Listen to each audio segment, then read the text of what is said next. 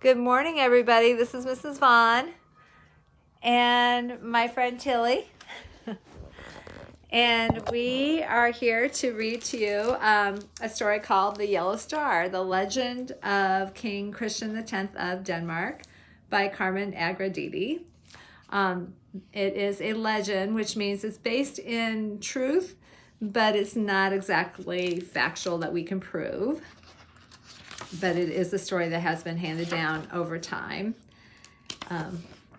Anyway, early in the year 1940 in the country of Denmark, there were only Danes.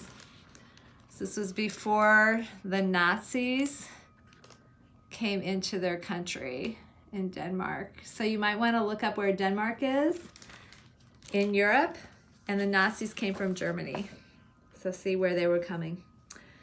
Tall Danes, stout Danes, old Danes, silly Danes, cranky Danes, and even some great Danes. But no matter how different from each other they seemed, the Danes held one thing in common. All were loyal subjects of their beloved King Christian.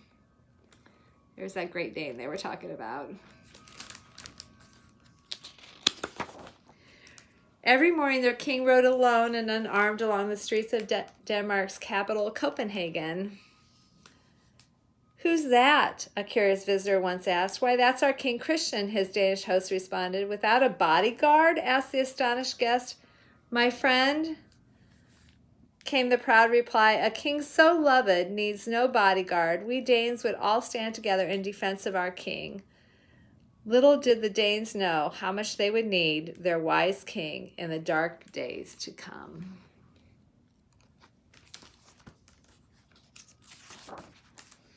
Like a fierce storm, war was spreading across Europe, and even good King Christian was powerless to stop it. Soon, Nazi soldiers gathered like dark clouds at the Danish border. Their arrival in Copenhagen brought food shortages, curfews, and a new flag which was hung at the palace. The flag stood for war and fear and hatred. The Danes watched and waited to see what their king would do. King Christian sent a Danish soldier to remove the flag. And there's the flag. There's the palace. And there's the Nazi flag with the swastika. Upon discovering it missing, a Nazi officer demanded to see the king and asked, "Who took down the flag?" "I sent a soldier to remove it," replied the king. "Oh, you did you? Well, tomorrow another will fly in its place," the officer boasted. "Then tomorrow I will send another soldier to remove it," countered the king, "and I will have that man shot," threatened the Nazi. Leaning forward, King Christian said evenly, "Then be prepared to shoot the king, for I will be that soldier."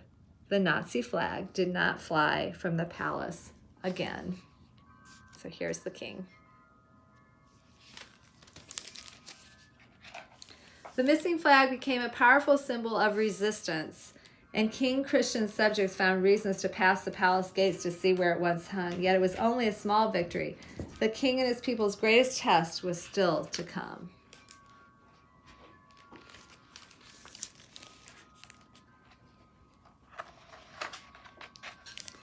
The terrible news arrived quietly with leaflets that fluttered down on the city of Copenhagen.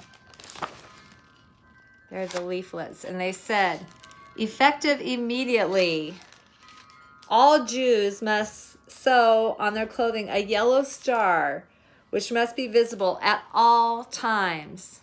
This was something the Nazis did throughout Europe during their occupation. The people of Denmark were frightened. They had heard terrible stories. In some places, once Jews wore the yellow star, they were taken away and not heard from again. They were taken to work camps and death camps. As before, the people looked to their king. This time their king was as frightened as his people. Without the yellow star to point them out, the Jews looked like any other Danes. Gentiles and Jews were all Danish subjects who worshiped God in different ways. If King Christian called on the tiny Danish army to fight, Danes would die. If he did nothing, Danes would die. The problem was if he asked the army to fight, they were such a small country, they would have been killed right away.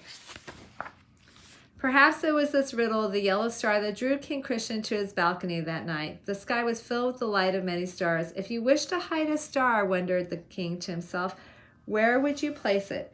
whose eyes searched the heavens. Of course, he thought, the answer was so simple. You would hide it among its sisters.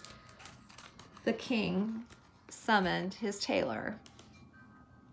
So what do you think? What are you predicting the king is going to do?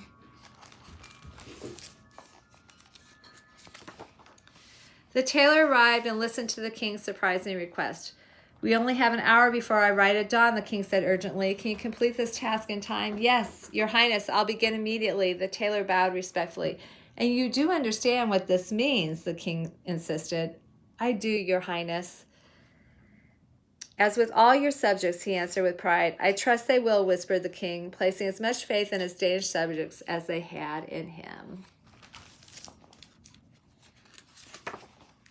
The following morning, the King of Denmark, with courage and defiance, rode alone through Copenhagen. He was dressed in his finest clothing. As they watched him pass, the subjects of King Christian understood what they should do.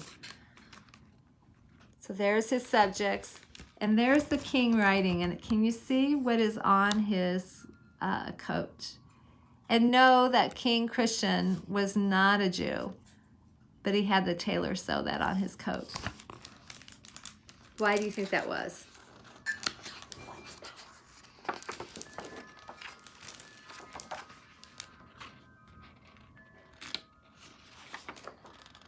And once again, in the country of Denmark, there were only Danes. And if you'll notice, everyone is wearing a star. That way the Nazis could not tell who were the Jews and who were not. That's the end. I hope you enjoyed that book, and I hope it got you thinking about what was going on back in that time, and maybe you'd like to research some of that. Anyway, have a good day. Get outside and play. Miss you.